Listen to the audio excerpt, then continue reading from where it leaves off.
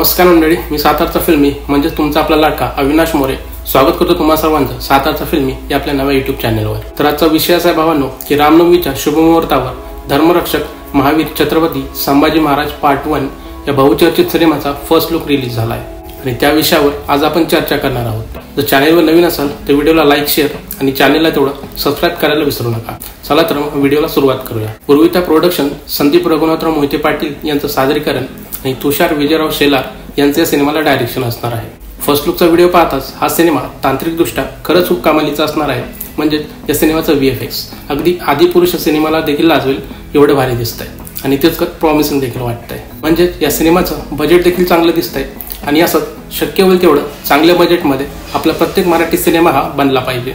तेव्हा कुठेतरी आपण बाहुबली किंवा RR सारख्या सिनेमाला टक्कर देऊ।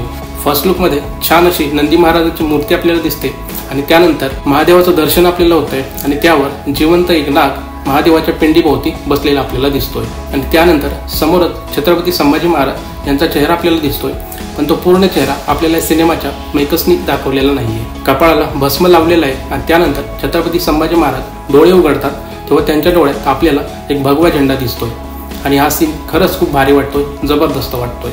आणि त्यानंतर छत्रपती संभाजी महाराज आपल्याला प्रभू श्रीराम यांच्या अवतारामध्ये दिसतात। या सिनेमाची रिलीज डेट जरी डिक्लेअर झाली नसली तरी या सिनेमा वर्षाअखेर आपल्याला पाहायला मिळू शकेल। स्टारकास्टमध्ये शंभूराजांच्या भूमिकेत ठाकूर अनुप सिंग आपल्याला दिसणार आहे।